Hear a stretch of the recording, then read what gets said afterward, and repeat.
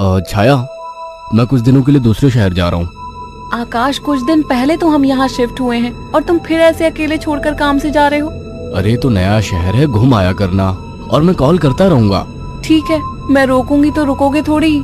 तुम फिर शुरू मत हो छाया, ये मेरा काम है। ठीक है, मैं अपना सामान लगा देती हूँ, बस अपना ख्याल रखना। आकाश अगली सुबह दूसरे शहर के लिए निकल गया। अपना काम खत्म करके जब वो लौटने लगा, अचानक मौसम खराब हो गया और बारिश की वजह से रास्ता बंद हो चुका था। आकाश को मजबूरन फिर से एक दिन वहां रुकना पड़ा। अपनी बोरियत को दूर करने के लिए वो बाजार की ओर निकल आया। पास में ही छोटा बाजार लगा हुआ था। आकाश आधा बाजार घूम चुका था, तभी वहीं उसे एक काफी बुजुर्ग आदमी निराश बैठा दिखा। उसके पास दो छोटी छोटी मूर्ति और एक थोड़ी बड़ी मूर्ति थी, जिस पर काफी अच्छी कारीगरी की हुई थी। बाबा, आप क्यों परेशान हो? कुछ नहीं बाबूजी, बस सुबह से कुछ भी नहीं बिका। अरे बाबा, आप परेशान ना हो। ये मूर्ति कितने की है? एक काम कीजिए, ये 2000 रुपए है, ये मुझे दे दीजिए। बुजुर्ग ने डरते और झिझकते हुए कहा, लेकिन बेटा, ये मूर्ति शापित है। ये सब बकवास बातें होती हैं बाबा, कोई शाप वाप नहीं होता है। लाओ, ये मूर्ति मुझे दे दो। बुजुर्ग ने कांपते हाथों से उस मूर्ति को आकाश को दे दिया। रात में आकाश होटल के कमरे में गया और फोन पर छाया से बात करने लगा। उसे ठंड सी महसूस होने लगी। फोन रखकर वो सोने के लिए लेट गया। रात गहरी हो चुकी थी, बारिश की वजह से ठंड थी, पर उसे अचानक गर्माहट महसूस होने लगी। उसे अच्छा लग रहा था। उसे महसूस हुआ जैसे कोई उससे चिपक कर लेटा हो। मीठी सी खुशबू, रेशमी बाल, दूसरे जिस्म की गर्मी, मानो छाया ही उसके पास हो। वो लगातार नींद में किसी के स्पर्श को महसूस कर रहा था। अचानक उसे अपने शरीर पर वजन महसूस हुआ। वो अचानक से उठकर बैठ गया। कमरे में बिल्कुल अंधेरा था। उस रूम की लाइट ऑन की तो देखा कमरा खाली था, कोई नहीं था। कमरा ठंडा था पर उसे पसीना आ रहा था। अगले दिन सुबह वो जल्दी होटल से निकल गया और शाम होते होते घर आ गया। छाया को फोन किया तो पता लगा वो माँ के यहाँ गई है, आज ही आने वाली है। उसके पास डुप्लीकेट चाबी थी। उसने गेट खोला और अंदर गया। थोड़ी देर बैठने के बाद नहाने चला गया। उसे बाथरूम में जाने के बाद ऐसा लगा बाहर कोई है। वो जैसे ही निकला उसको कोई नजर नहीं आया। वो ऊपर गया और उसे एक परछाई नजर आई। कौन है? छाया, मजाक मत करो, मुझे ऐसा मजाक पसंद नहीं है। तभी दरवाजे की डोरबेल बजी। जाकर देखा तो छाया थी। आकाश उसे देखते ही खुश हुआ और उसे गले लगा लिया। तुम सही वक्त पर आ गई, मुझे लगा कोई ऊपर है। ऊपर कौन है? मेरी कोई सौतन ले आए हो क्या? कैसी बात करती हो? अच्छा छोड़ो, मैं कुछ खाने का बना लूं, फिर बात करते हैं। हाँ ये ठीक है, मुझे ही भूख लगी है। अच्छा ये देखो कितनी सुंदर मूर्ति है। खाने के बाद वो अपने दोनों कमरे में प्यार की बातें करते हुए अपने निजी पलों के आनंद में लीन होकर सो गए। मगर आधी रात को आकाश को वही खुशबू स्पर्श महसूस हुआ। उसे लगा छाया को आज ज्यादा ही प्यार आ रहा है और वो जो कर रही है करने दो। छाया इस बार काफी उत्तेजित लग रही थी। आकाश को भी आनंद आ रहा था। अंधेरे में छाया ने आकाश के सारे कपड़े उतार दिए और पागलों की तरह उसके जिस्म को चूमने लगी।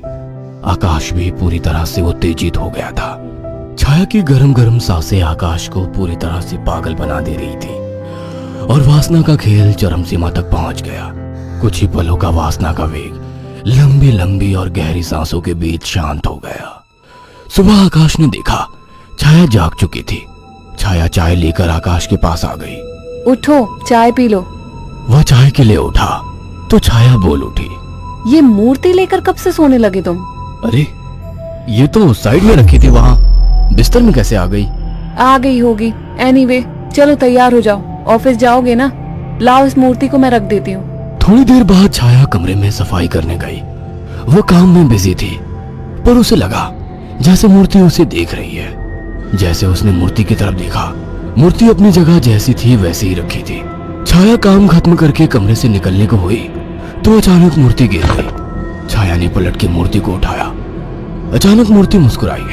छाया डर गई और मूर्ति हाथ से छूट गई। डरते डरते उसने मूर्ति को उठाया तो उसने देखा वो सामान्य थी। शैतान मूर्ति डराती है मुझे, ये कहकर उसने मूर्ति को अलमारी में रख दिया। काम खत्म कर छाया नहाने गई और जैसे ही उसने कपड़े उतारे और पानी का नल खोला गर्म पानी उस पर गिरा। वो चिल्ला उठी और बिना कपड़ों के बाहर निकलकर भाग आई। उसके जिस्म पर छाले हो चुके थे। उसने आकाश को फोन किया। आकाश तुरंत चला आया और उसको अस्पताल ले गया। आकाश ने ऑफिस से कुछ दिन की छुट्टी ले ली। छाया, ये सब कैसे हुआ? पता नहीं, नल से गर्म पानी अचानक निकला। मुझे सब अजीब सा लग रहा है, मानो मुझे कोई देख रहा हो। तुम आराम करो, मैं कुछ खाने को लेकर आता हूँ। छाया लेटी हुई थी। अचानक उसने ध्यान दिया, मूर्ति उसकी ही तरफ घूर रही थी। अचानक उसे याद आया कि मूर्ति को तो उसने अलमारी में रख दिया था। अचानक वो मूर्ति हिलने लगी। छाया चीख उठी। आकाश दौड़ता हुआ आया। क्या हुआ? ये मूर्ति अभी खुद चली थी। तुम्हारा वहम होगा छाया। मगर रात को आकाश को फिर से चुंबन के स्पर्श महसूस हुए। वह नींद में था और चाह के आंखें नहीं खोल पा रहा था, परंतु आकाश को चुंबन के स्पर्श उत्तेजित कर रहे थे।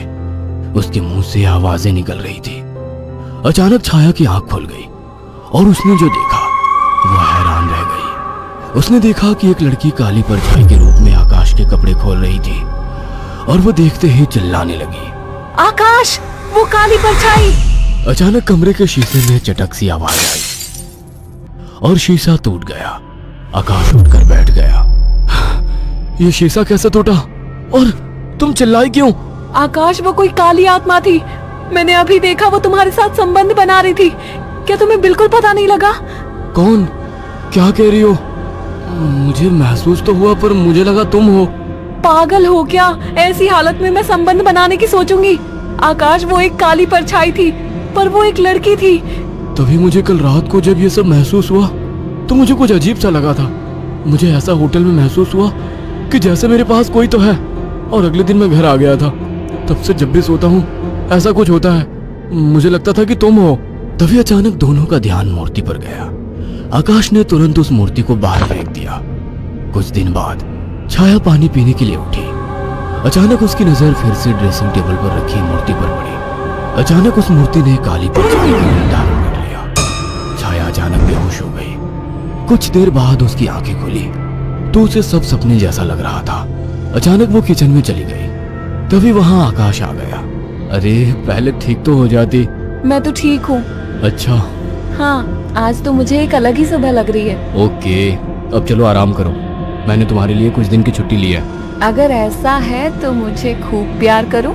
आज आकाश को छाया कुछ बदली बदली सी लग रही थी। खाने के वक्त भी छाया काफी अजीब तरीके से खा रही थी, जैसे वो बरसों से भूखी हो। छाया, क्या हुआ? आराम से खाओ। रात ठीक से खाया नहीं था ना, तो मुझे जोरों की भूख लग रही है। वैसे आज मीट बना काफी अच्छा है। गांव में अम्मा ने सिखाया था। अम्मा ने? कौन सी अम्मा ने? तुम तो कभी गांव गई ही नहीं। वो सब छोड़ो, सुनो ना, मेरा मन रोमांस का हो रहा है। तुम्हें लगता है ये सही वक्त है? प्यार करने का कोई वक्त नहीं होता।